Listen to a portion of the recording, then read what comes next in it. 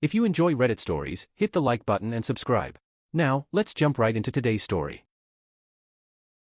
My best friend is selling the project car we built together to take his girlfriend to Bali. It's registered in his name. I am absolutely losing my mind right now, and I just need to vent before I do something I permanently regret. For the past 8 months, my best friend and I have been building a project car in his garage. It started as a completely stripped, beat-up chassis. I am the one with the mechanical knowledge, so I did 90% of the actual heavy lifting, building the engine, sorting the wiring, installing the suspension, everything.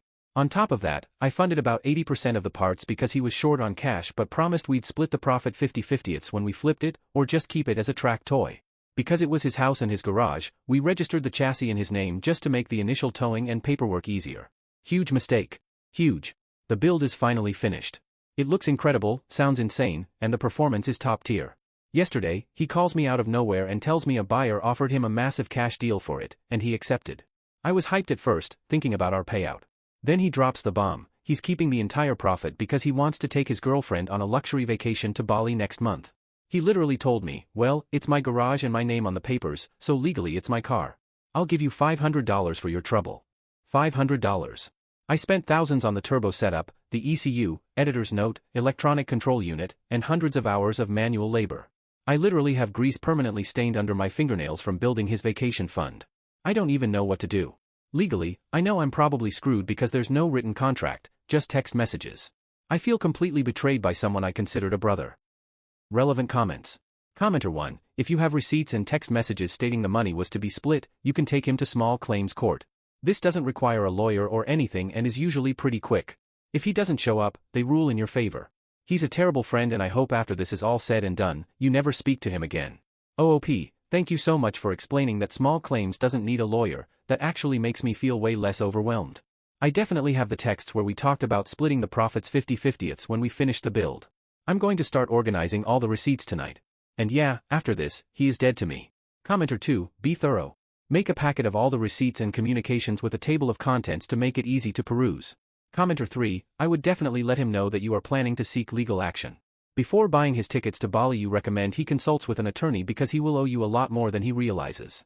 OOP, that's a brilliant point about warning him before he drops all that cash on tickets. I'm honestly terrified of the confrontation because he thinks he completely holds all the cards right now, but maybe mentioning a legal consultation will make him sweat a bit. Commenter 4, a build like that should be documented with videos, Facebook posts. If you spent money, get the receipts. Sue him. That's real money and it will be taken seriously.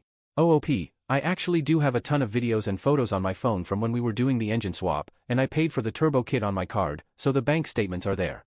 But can I actually sue someone if the car registration is entirely in his name? I'm just so stressed out, man. I don't even know how small claims court works. Disappointed face. Commenter 5, you absolutely can and have a strong case based on the evidence you have. Especially if you can ensnare him with some text messages. Hey man, I get you want to take your girl to Bali, but I spent way more than this on the car and rebuild and we agreed to split it 50/50ths. Depending on what he says, he can absolutely sue her himself by confirming what you said, trying to apologize. Very shitty friend, but at least you'll get your money back. A lot of shitty friendships cost people a lot more and they get back a lot less. OOP, that is an incredibly smart move. I actually haven't replied to his last text yet because I was too angry, so I am going to word my next text exactly like this. If I can get him to text back and explicitly admit that we agreed to 50/50ths, that gives me actual leverage. Thank you so much, I'm literally typing it out to him now. Commenter 6, the parts are yours, he never paid for them. Tell him either to give you a fair share, your parts back, or you'll take him to court. Small claims is super easy, just paperwork at the local courthouse. In most states you don't even need a lawyer, but it might help you if the value is high enough to justify. We had to take our wedding photographer to small claims, and it was magically resolved after she received a summons. OOP, the thought of taking my parts back definitely crossed my mind, but the car is locked in his garage, and I don't want to catch a breaking and entering charge on top of losing my money. Hearing your story about the wedding photographer magically fixing things after a summons gives me a lot of hope though. I'm going to look into the local small claims paperwork first thing in the morning. Commenter 7, small claims. Then get a new friend. Also, I draft a bill for your hours put into it at a fair/standard rate to include in your claim. OOP, drafting a bill for my manual labor hours is an incredible idea. If I count up every weekend and late night I spent rebuilding the top end and doing the wiring, even at a basic hourly rate, it easily totals thousands. Adding that to the receipts for the parts should make the claim airtight. Thank you so much for this. Update number 1. My best friend is selling the project car we built together to take his girlfriend to Bali. The trap is sprung. First of all, I just want to say a massive thank you to everyone who commented on my last post, and to the people who flooded my chat requests. I've been reading through the messages silently, including some actual legal perspectives, but my inbox is a bit overwhelmed right now, so I couldn't reply to everyone individually. I felt completely broken yesterday, but seeing so many people in my corner giving solid advice gave me the backbone to actually do something about this. A few of you suggested that I shouldn't confront him aggressively, but instead text him calmly to try and get him to admit to our 50-50 agreement in writing so I'd have evidence for small claims court. Well, it worked. Better than I could have imagined. Last night, I sent him a text. I kept my emotions completely out of it and wrote, "Hey man, I'm trying to stay calm here. I know the registration is in your name, but we spent 8 months building this together and explicitly agreed to split the profit 50-50ths. Dropping $500 on me after I built the engine and funded the turbo setup is completely unfair." He took the bait immediately. He called me twice, but I let it go to voicemail because I wanted everything in text. When he realized I wasn't answering, he texted back, "Bro, plans change. I need the cash for the Bali trip with Jess. Yeah, we said 50-50 at the start, but legally it's my car. Be happy I'm even giving you $500, you don't have a contract anyway so you can't do anything." He literally admitted to the agreement while trying to flex that I couldn't stop him. Once I had that screenshot saved and backed up, I sent my final reply. I have the receipts for every single aftermarket part, bank statements proving I bought them, and now I have your text admitting we agreed to split the profit 50-50ths. I am drafting an itemized bill for my labor hours at a standard shop rate. If you don't freeze the sale and give me my fair share, I am filing a summons for small claims court first thing on Monday. See you there. He hasn't replied since, but his girlfriend just blocked me on Instagram, so I know he's absolutely panicking right now. I'm currently organizing all my receipts and printing out the text thread. I will keep you guys posted on whether he folds or if we are actually going to court, but for now, the trap is sprung. Relevant comments. Commenter 1, doing everything via text and ignoring calls was a big brain move. Well done. OP, thanks. I knew if I picked up the phone, it would just be a shouting match and I'd lose my leverage. Had to get it in writing, folded hands, medium dark skin tone. Commenter 2, great to see this update. It'd be heartbreaking enough to see all the hard work just disappear without enjoying the car first, then to throw in that he'd rather toss a friend away for a vacation. That sucks, man. Good luck with this process and fingers crossed it gets sorted soon. I guess at the least you figured out what kind of person he is sooner. OP, thanks. Honestly, that's the part that stings the most. We spent late nights bleeding brakes, tracking down wiring gremlins, and just talking about how insane it would sound when it finally boosted. To watch him toss all of that away just to flex on a vacation is wild to me. But you're right, better to know who he really is now than later. Commenter 3, hey, just make sure you're super organized and prepared. This sounds like a slam dunk for you, and judges love when someone acts like they care about respecting the court's time. OOP, definitely. I'm currently printing out every single bank statement, receipt, and the exact text thread so it's a completely organized stack. Not trying to waste any time. Commenter 4, now his GF is mad at you because you didn't let her BF steal the money from you. Maybe the idea to sell the car was hers. If he needs to sell a car to afford vacations, maybe it's not a good idea of going. OOP, honestly, wouldn't surprise me if she was whispering in his ear about it. The fact that she blocked me the second I threatened court speaks volumes. Commenter 5, you did good, but I'm really sorry that you're having to deal with all of this and navigate the legal system right after losing a friend. OOP, thank you, it really is surreal. Trying to navigate the legal side while processing the betrayal is exhausting, but I have to protect myself. Commenter 6, very eager to learn how much exactly you spent, parts and labor, on this project that your ex-friend is only offering you $500 for. OOP, I'm still organizing the final stack of receipts for Monday, but just the turbo setup and ECU alone ran into the thousands, plus hundreds of hours of heavy manual labor. $500 doesn't even cover a fraction of it. Final update, June 18, 2026, 2 days later. I honestly didn't expect my life to become a multi-part drama series on Reddit, but after the insane amount of support on my last 2 posts, I owe you guys the final conclusion. To recap, I texted my best friend, using the advice here, trapped him into admitting our agreement on the project car build, and threatened him with small claims court and an itemized bill for my labor. Yesterday morning, the pressure finally broke him. I woke up to 5 missed calls from his dad. It turns out his dad saw the text thread on his phone, or my ex-friend cracked under pressure and confessed, I'm not entirely sure. His dad is a really hardworking, honest guy, and he was absolutely mortified by what his son tried to do to me. About an hour later, my ex-friend called me. He sounded completely defeated, no more arrogant flexing, no more legally it's my car attitude. He apologized, though it sounded like his parents forced him to do it. Because of the text trap, he knew he was completely cornered.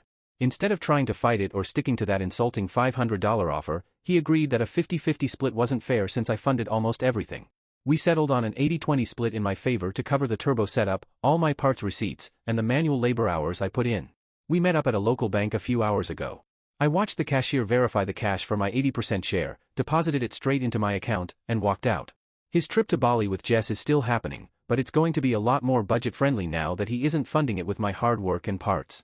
As we left the bank, he tried to ask if we were good. I just looked at him and said, "We're even on the car, but the friendship is done. Good luck in Bali." Then I walked away and blocked his number.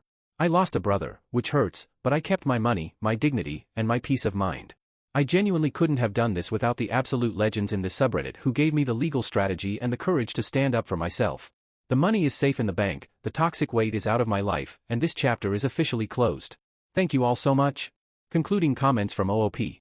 OOP, looking back at everything, what's honestly so crazy to me is the contrast of human nature. While someone I called a brother for a decade was busy trying to screw me over, thousands of total strangers on the internet were stepping up to protect me for absolutely nothing in return. It's truly beautiful how people who don't even know my name are willing to give their time, legal advice, and genuine support just to help a stranger stand his ground. You guys showed me more loyalty in 24 hours than he did in 10 years. Thank you all, seriously. I secretly found my husband's wedding ring after he lost it in the Mediterranean. Now I need help surprising him. A few weeks ago, my husband lost his wedding ring in the Mediterranean while we were on holiday. We searched everywhere for it, but eventually had to accept it was gone. Ever since, he's been really quiet about it, but I can tell it's hit him hard. He keeps absent-mindedly touching the spot where the ring used to be, and every so often he'll say something like, "I can't believe it's gone." Up until now, I didn't realize he was that attached to it. So secretly, after we got home, I tracked down a local metal detector guy from the area and asked if there was any chance he could try looking for it. I told him I'll pay whatever he wanted. This man spent 2 days searching the sea for the ring, and somehow, unbelievably, he found it. My husband has absolutely no idea we have it back, and I'm trying to think of the most meaningful, emotional, unforgettable way to give it back to him. We've been together for 9 years and married for 3, and I already know this is going to make him cry. Reddit, help me make this moment special. P.S. He hates crowds and attention. Relevant and top comments. Commenter 1. I lost my ring at a concert I went to with my buddies while waving my hands around, and the singer of the band asked everyone to stop and check around their feet for the ring. Shockingly, someone yelled out, "Here it is," and I got it back almost immediately. I'm also very attached to my ratty old ring and would be devastated to lose it. Glad you got it back for him, and know that whatever you do for him he will love. Commenter 2. You should propose to him with it. Update. Hello my lovelies, I have an update for you. My husband doesn't like pictures, so I've tried to be as descriptive as possible. The ring arrived in the post yesterday evening and I was ridiculously excited. My husband had absolutely no clue what was in the package. Since it had a Spanish postage stamp on it, he just assumed I'd bought something on Vint and thought nothing more of it. We got takeaway for dinner, currently our version of a fancy date night after buying a house 6 months ago and attending a friend's wedding in the Mediterranean. We were just about to tuck into our Thai food on the sofa. My husband was in a bit of a grumpy mood, nothing serious, just one of those days. I asked if he'd like me to pour us some cola while he picked something to watch on Netflix. I went into the kitchen, got our drinks, came back, sat down beside him, and as casually as I could manage, held up the ring and said, "So, do you want to put your wedding ring on?" His face immediately looked like he was about to say, "Please stop bringing up the ring." He was still browsing on Netflix, but then he looked over and saw it. Instant silence. His jaw dropped slightly and he wrinkled his forehead. He just stared at it for what felt like forever. I asked if he was okay. He took the ring, checked the engraving, inspected every little detail, and once he realized it was actually his ring, he pulled me into such a tight hug that we both fell backwards onto the sofa. My husband usually doesn't wear his heart on his sleeve, but he couldn't stop smiling for the rest of the evening. He kept looking at the ring and turning it over in his hands. Later he told me he'd finally made peace with losing it. He'd convinced himself it was gone forever and was probably pirate treasure by now. He said seeing it again was like seeing a ghost, and he was genuinely in shock. I then asked him if he was happy and whether he was still willing to remain married to me. He laughed and said, "If you're willing to fight the seas just to make me happy, then of course I would." That absolutely melted me. Even though he has his crazy moments, as husbands generally do, he is genuinely the kindest, most understanding man I've ever known, and he deserves the world. Thank you to everyone who gave me suggestions and shared in this little adventure. And a massive thank you to the incredible metal detector man who somehow managed to find a wedding ring in the Mediterranean Sea when all hope seemed lost. My husband has his ring back, and we couldn't be happier. Comments. If you're willing to fight the seas just to make me happy, then of course I would. That melted me too. Sorry for the broken heart. It was supposed to be the pink heart, but my phone slipped, and I'm not smart enough to figure out how to fix it. My wife lost an important ring, family heirloom, in the Bahamas. She was worried about losing it and took it off, and I put it in my pocket. That evening at the hotel, I couldn't find it. We spent hours checking the entire room and walking everywhere we had walked, no luck. About a month later, it appeared in our laundry back home. It must have been stuck in some clothes, even though we checked it all. I know a guy who lost his wedding ring in the parking lot of a small rest stop on the highway. He felt it fall off, but it landed in the snow and he could not find it. 6 months later, he was driving through the same area with his wife. They stopped at the same rest stop. He was telling her what happened and pointed to where he lost it and immediately saw the ring still sitting there. My 26F friend, 26F, has accused me of stealing her boyfriend. Boyfriend, 25M, had no idea they were dating. Names changed to respect privacy and throwaway account. Honestly, no idea where to start with this and sorry if it's long. I, 26F, have been friends with Carly, also 26F, since middle school. We lost touch after I moved out of state for law school, but our parents are still friends. I moved back to our home state last year when I graduated and met Matt, 25M. We bonded instantly as we're both studying to be lawyers. Matt should graduate this year if all goes well. Because of studying and work, we've taken things really slowly and only just recently became official. As we'd gone official, I decided to invite him to my sister's 21st birthday party. It was a huge party at my parents' house back in my hometown. Both Matt and I work and live, separately, about an hour away. We'd been at the party for about an hour when Carly arrived with her parents. I was excited to see her as I'd been meaning to get back in touch since I'd moved back. The timing had never been right. Well, Carly spotted us and hurried on over.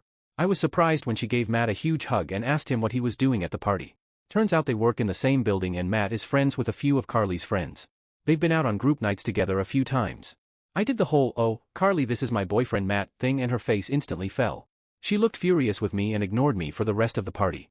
I sent her a message the next morning asking if I had done anything wrong. Carly blew up at me and accused me of stealing her boyfriend, and I soon got several rude messages from mutual friends saying something similar. I met up with Matt and asked him what the hell was going on. I had assumed that once we'd made it official, we were exclusive. Matt had no idea what I was talking about. I relayed Carly's message and he was even more confused. He said that he got on with Carly when they saw each other, but it had never been anything more than a friendship. He didn't think anything of them spending time together outside of work with friends, so that's why I didn't know he and Carly worked in the same building.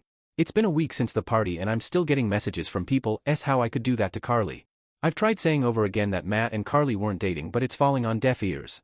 Even my parents have heard about from Carly's parents. I have zero idea the hell to do. Where do I go from here?